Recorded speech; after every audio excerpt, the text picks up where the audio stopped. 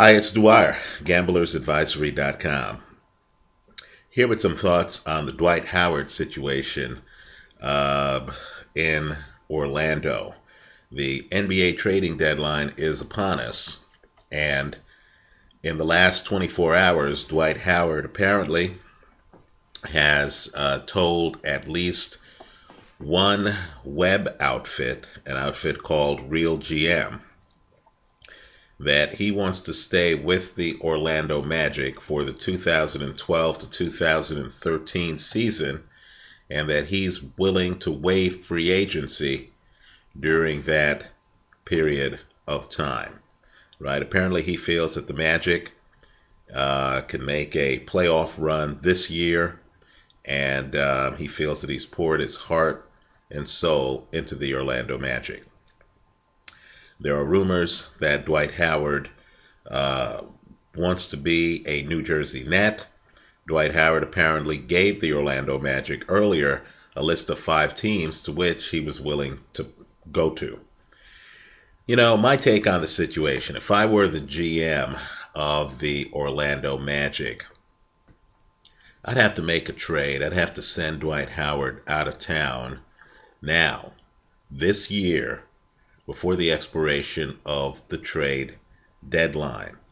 You cannot have a guy in the foxhole with you, especially when that guy is your best soldier.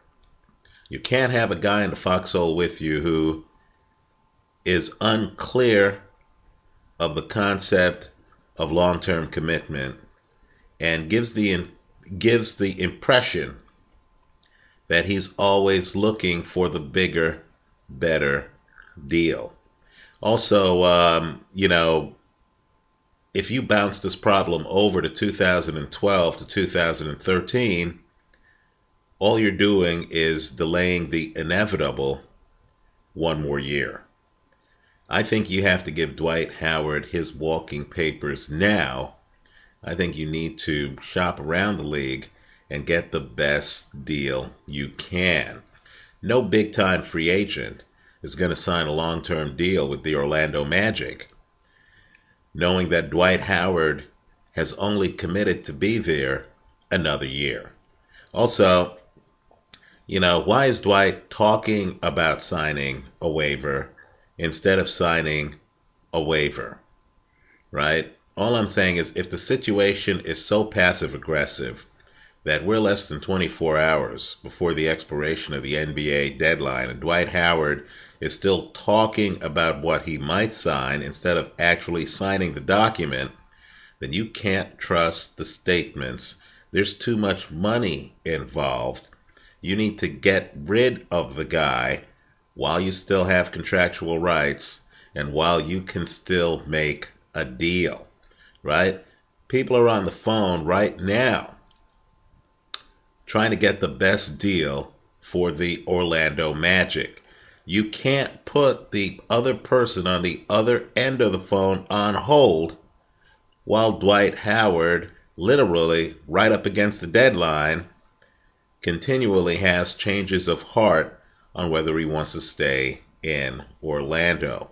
This is not how it's done, right? I wouldn't expect a Kevin Durant or a Derrick Rose to one day say, I'm committed, the other day say, I'm uncommitted, one day say, here's 5 teams that I want to go to, the other day say, I've poured my heart into the local team.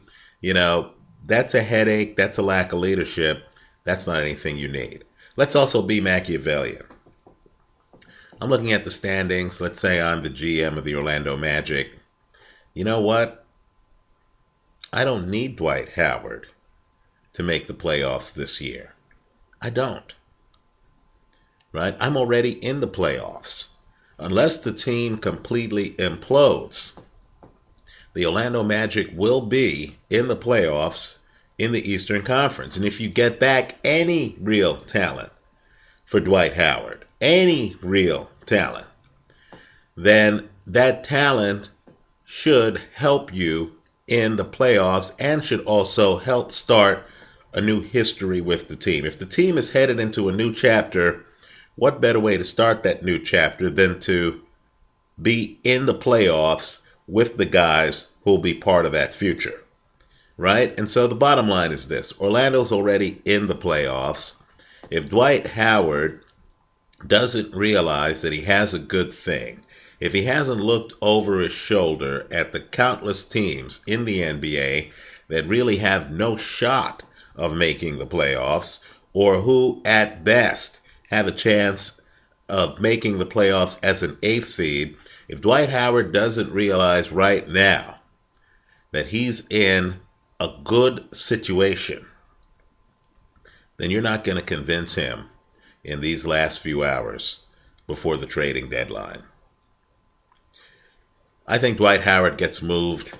I think basketball is a business. I think owners and GMs know when they have a guy who's down for the cause or when they have a guy who wants to further his career by playing for the New Jersey Nets, the Brooklyn Nets, as they will soon be known.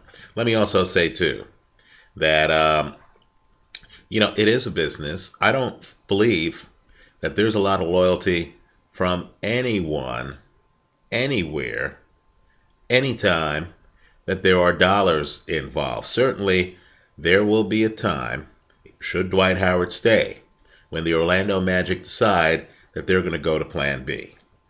Right? Players need to look out for themselves. I'm not here to criticize Dwight Howard for, looking out for himself.